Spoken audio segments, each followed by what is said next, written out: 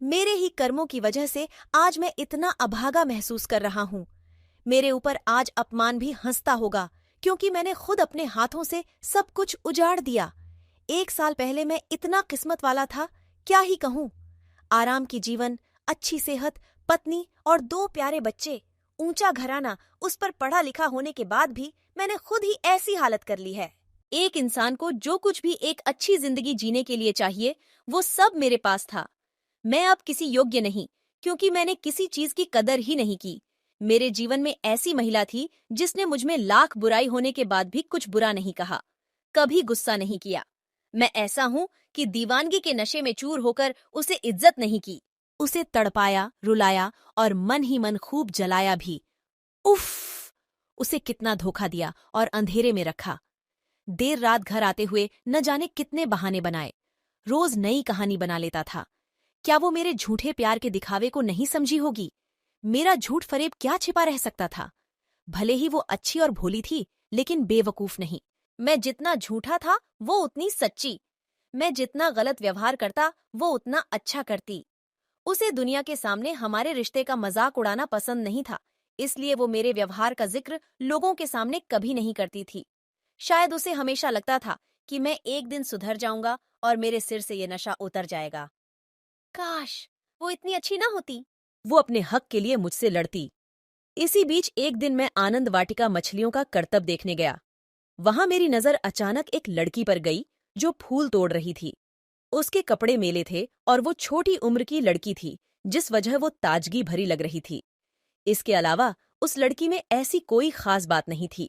कुछ ही देर में उस लड़की ने मेरी तरफ देखा और इस तरह से नजरें फेरी जैसे मैं वहां मौजूद ही नहीं। ऐसा मेरे साथ पहले कभी नहीं हुआ था। मैं इससे परेशान होकर धीरे धीरे उन फूलों की झाड़ियों के पास पहुंच गया और खुद भी फूल चुनने लगा। मुझे देखते ही माली की वो बेटी बाग के दूसरी दिशा में जाकर फूल चुनने लगी। उसी दिन से मैं रोज उस आनंद वाटिका में जाने लगा। ऐसा नहीं था कि मुझे उस लड़की से प्यार हो गया था, बस कुछ पाने का मोह मुझे वहां खींच कर ले जाता था। मैं रोज रूप बदल कर वहां जाता, लेकिन हाथ कुछ नहीं लगता। प्यार की बातें होना तो दूर की बात थी, वो मेरी तरफ देखती भी नहीं थी। इस योजना से जब काम नहीं चला तो मैंने नई तरकीब सोची। अगले दिन मैं अपने बुलडॉग टॉमी के साथ आनंद वाटिका गया। जैसे ही वो लड़की अपने आंचल में फूल भरकर बाग से जाने लगी, मैंने अपने टॉमी को उसकी तरफ जाने का इशारा कर दिया। वो बुलडॉग भौंकते हुए तेजी से उस लड़की की ओर दौड़ा। वो अपने पीछे कुत्ता देखकर चीखते हुए तेजी से भागी और कुछ ही दूरी पर गिर गई। मैं भी फटाफट छड़ी लेकर वहां गया और अपने टॉमी को 1-2 मार लगा दी। उसके बाद फूलमती के आंचल से जमीन पर गिरे फूलों को समेटकर उसे हाथों से पकड़कर बैठा दिया। फिर उससे दुखी होकर पूछा कि तुम्हें लगी तो नहीं? यह बुलडॉग बदमाश हो गया है। इसने काटा तो नहीं? उस लड़की ने दुपट्टे से मुंह को ढकते हुए कहा कि तुमने समय पर आकर बचा लिया, वरना ये मार ही डालता। अपनी तारीफ उससे सुनकर मन को अच्छा लगा और दिल जोर से धड़का। मेरे मन में हुआ कि यह तरीका काम कर गया है। उस दिन से उस फूलमती से मेरी बातें होनी शुरू हुईं। उसके बाद मैंने जाल फैलाया, बातें रची और न जाने क्या क्या किया। इन सब तरकीबों के बारे में दिल फेंक किस्म के सारे लोग जानते हैं। ऐसा नहीं था कि मैं उस लड़की के सौंदर्य से प्रभावित था, क्योंकि मेरी पत्नी इंदु से सुंदर कोई हो ही नहीं सकती थी। फिर भी न जाने क्यों मैं उस फूलमती की ढसी हुई आंखों और गालों पर फिदा हो रहा था। होते होते मैं खुद मोहब्बत के जाल में फंस गया। घर बार मुझे कुछ भी अच्छा नहीं लगता था, लेकिन मेरे इस प्रेम के बारे में किसी को खबर न हो, इसलिए मैं घर में इंदु से काफी प्यार से बातें करता था। इस नाटक का एक ही कारण था कि मैं अपनी हरकत को इसके पीछे छिपा सकूं। वक्त के साथ मैंने ये नाटक बंद कर दिया और घर पत्नी की जरूरतों से मुंह मोड़ लिया। सच कहूं तो पत्नी से कुछ भी कहते हुए डर लगता था कि कहीं उसके मन की बात जुबान पर न आ जाए। यूं तो मैं कभी भी जौहरी की दुकान गया नहीं था, लेकिन अब मेरा वहां आना जाना भी होने लगा। मेरा वक्त, पैसा, सब कुछ सिर्फ फूलमती का ही था। एक दिन मैं हमेशा की तरह शाम के समय आनंद वाटिका में घूम रहा था। तभी मैंने फूलमती को देखा। वो मेरे दिए हुए गहने और रेशम की साड़ी पहनकर फूल तोड़ रही थी। उसी वक्त राजा भी कुछ दोस्तों के साथ वहां पहुंच गए। फूलमती राजा को पहचानती थी, इसलिए तेजी से झाड़ी की तरफ छिप गई। उस वक्त महाराज को जाना तो था पानी के कुंड के पास, लेकिन वो बाग की तरफ ही चले गए। वहां उन्होंने झाड़ी के पीछे फूलमती को छिपते हुए देखकर गुस्से में पूछा, तुम कौन हो और यहाँ क्या कर रही हो? उस समय आनंद वाटिका का सारे लोग मेरी तरफ ही देखने लगे। मुझे भी लगा कि झट से जवाब दे देना चाहिए, नहीं तो पता नहीं क्या हो जाए। मैंने कहा, महाराज, ये यहाँ के माली की बेटी है। ये सुनते ही राजा और बिगड़ गए। उन्होंने पूछा, ये माली की बेटी है? इसके कपड़े गहने इन सबको देखकर कहाँ से लग रहा है कि ये माली की बेटी है? तभी माली भी वहां पहुंच गया और उसने जवाब में कहा, साहब, यह मेरी ही बेटी है। राजा ने गुस्से में पूछा, तुम्हारी तनख्वाह कितनी होगी? माली ने बताया, 5 रुपये।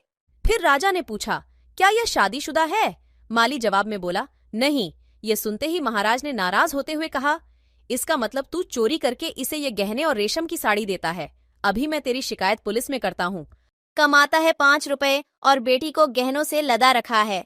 महाराज के पैर पर गिरकर माली बोलने लगा, साहब, मेरी वफादारी पर सवाल मत उठाइए। ये इस लड़की की ही हरकत है। आजकल ये बड़े लोगों के साथ उठने बैठने लगी है। इसने मेरी नाक कटा दी है। वहां से ही इसे ये सब कुछ मिला है। आप जानते ही हैं अमीर लोग कैसे होते हैं। इतना सब सुनते ही महाराज ने जोर देते हुए पूछा, क्या इसका संबंध किसी सरकारी नौकर के साथ है? माली ने जवाब में हाँ कहा। फिर महाराज बोले, जब भी मैं तुमसे उसका नाम पूछूंगा तुम्हें बताना होगा। वो सिर झुकाते हुए कहने लगा, बिल्कुल महाराज, सच को किसी बात का भय नहीं होता है। आप जब भी पूछेंगे मैं नाम जरूर बताऊंगा। उस समय मेरा शरीर पूरा ठंडा पड़ गया। मन में हुआ कि आज ही राजा के सामने मेरा राज खुल जाएगा और बदनामी होनी पक्की है। लेकिन महाराज ने अपने दरबार के कार्यकर्ता की इज्जत को यूं सरेआम उछालना ठीक नहीं जाना और नाम बाद में पूछने की बात कहते हुए अपनी गाड़ी में बैठकर महल चले गए। तभी मैं अपने घर पहुंचा तो वहां एक बूढ़ी औरत दिखाई दी। वो बिल्कुल पूछताछ करने वाली जासूस महिला लग रही थी, जो चेहरे पर नकली भोलापन लेकर चलती है। मैंने अंदर जाते ही पत्नी से पूछा, कौन थी वो? उसने बताया कि एक भिखारन थी। मेरे मन में हुआ कि वो ऐसी तो लग नहीं रही थी। मैंने गुस्से में कहा, वो भीख मांगने आई थी, ऐसा तो बिल्कुल नहीं लग रहा था। मेरी पत्नी ने मुझ पर तंज कसते हुए कहा, आजकल अंदर से कौन कैसा होता है किसी को पता थोड़ी चलता है। वो भीख मांगने के लिए आई थी, मैंने दे दी।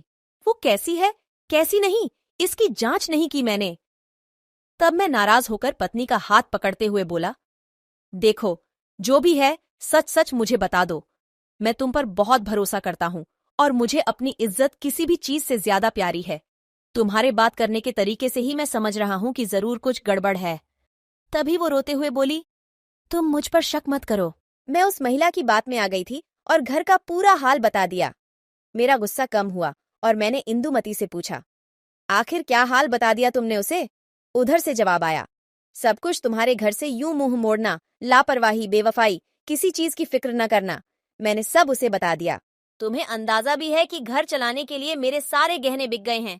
तुमने 3 महीने से घर खर्च के लिए 1 रुपये भी नहीं दिए हैं। इन सब से मेरा मन दुखी था और जब उसने प्यार से पूछा तो मैंने भी सारा हाल कह दिया। लेकिन आज एक बात साफ हो गई कि तुम्हें मुझ पर भरोसा नहीं है, वरना इस तरह से बात नहीं करते। ये सब जानते ही मैंने अपने दोनों हाथों से अपना सिर पकड़ लिया। उधर महाराज को फूलमती और मेरे बारे में सब कुछ पता चलने ही वाला है और इधर घर का सारा भेद एक औरत लेकर चली गई है। किसी तरह रात गुजरी और मैं सुबह दफ्तर पहुंच गया। वहां पहुंचते ही मुझे महाराज का बुलावा आया। मेरे दिमाग में यह बात चल रही थी कि पक्का वो बुढ़िया महाराज की ही भेजी हुई गुप्तचर होगी। उसने सारी रिपोर्ट यहां दे दी होगी। यह सोचते हुए मैं महाराज के पास पहुंचा। वो पूजा के कमरे में थे और उनके चारों तरफ कागज ही कागज बिखरे नजर आ रहे थे। उन्होंने मुझे देखते ही नाराज अंदाज में कहा, कुंवर श्याम सिंह, मुझे जो कुछ भी पता चला है उसके बाद तुम्हारे साथ सख्ती से पेश आना होगा। उन्होंने आगे कहा कि तुम यहाँ के पुराने वसीकेदार हो। ये वसीका यानी पेंशन तुम्हारी कई पीढ़ियों द्वारा अपनी जान लगाकर की गई सेवाओं का नतीजा है, लेकिन तुमने अपनी हरकत से उनका नाम भी खराब कर दिया। महाराज ने आगे कहा कि तुम्हें वसीका अपने परिवार पर खर्च करने के लिए मिलता था। तुमने इस वसीके का गलत फायदा उठाया, माली की बेटी पर सब कुछ लुटा दिया। अब मैंने उस वसीके के दस्तावेज से तुम्हारा नाम हटाकर तुम्हारी पत्नी का नाम डाल दिया है, ताकि वो तुम्हारे बच्चों को पढ़ा लिखा कर इस काबिल बना सके कि तुम्हारी पीढ़ियों की तरह वो महल की सेवा करे। तुम्हारी जैसी हरकत से तो पीढ़ियों का नाम खराब तो होगा ही और वसीकदारों का नाम भी नहीं बचेगा। तुम्हारी पत्नी ही वसीका पाने के काबिल है और तुमको अब मालियों की सूची में डाल दिया गया है। तुम इसी के लायक हो। अब यहाँ से जाओ और अपनी करनी पर पछताओ। इसके अलावा तुम्हारे पास करने के लिए कुछ है भी नहीं। मेरी गलती थी ही, इसलिए मुझे कुछ भी कहने की हिम्मत नहीं हुई। सब कुछ सुनने के बाद मैं घर लौटने लगा। फिर मन से आवाज आई, कौन सा घर, अब तुम्हारा कुछ भी नहीं रहा। धीरे धीरे ये बात पूरे नगर में फैल जाएगी और लोग तरह तरह की बातें करेंगे। कुछ झूठी हमदर्दी दिखाएंगे तो कुछ मजाक उड़ाएंगे। फिर मन हुआ कि एक बार फूलमती से मिल लूं, लेकिन लगा कि अब न वो रौब है और न ही रुतबा, कैसे उससे मिलूंगा। उसने कहीं भावनाओं में बहकर मेरे साथ चलने की बात कह दी तो क्या करूंगा। अकेला तो जैसे भी गुजारा हो जाएगा, लेकिन उसके साथ चीजें मुश्किल होंगी। मन से भी आवाज आई, उसी की वजह से सब कुछ बर्बाद हो गया है। इतना सोचकर मैं बंबई की ओर निकल गया। अब बंबई की ही एक मिल में नौकरी करते हुए 2 साल बीत गए हैं। पैसे के नाम पर बस इतना ही मिलता था कि किसी तरह कुछ खा पी लूं। एक बार मैं चुपचाप से अपने घर गया। वहां देखा कि मेरे बच्चे घर के बाहर अच्छे से खेल रहे थे। मेरी पत्नी ने पूरे घर को अच्छे से संभाल रखा था। घर के बाहर 2 लालटेन जल रहे थे। सब कुछ बहुत साफ था। तभी मुझे पता चला कि 2-4 महीने मेरी खोज करने के लिए अखबार में कुछ इश्तहार भी छपे थे, लेकिन इस मुंह को लेकर मैं कहाँ जाता। मैंने फूलमती को भी देखा। पता चला कि वो किसी नए रईस के साथ थी। अपने जिंदगी पर अफसोस करते हुए मन में हुआ कि अब इसी हालत में जीवन जीना होगा। अब चाहे हंसकर जिंदगी जी लूं या रोकर। अपने पास मौजूद किसी चीज की मैंने कदर नहीं की और खुद अपनी हंसी खुशी को पैरों से ठोकर मारकर अब पछता रहा हूं। मैं वो इंसान हूं जिसने अपने सब कुछ को खुद से ही जला दिया और अब उसकी राख भी नहीं बची।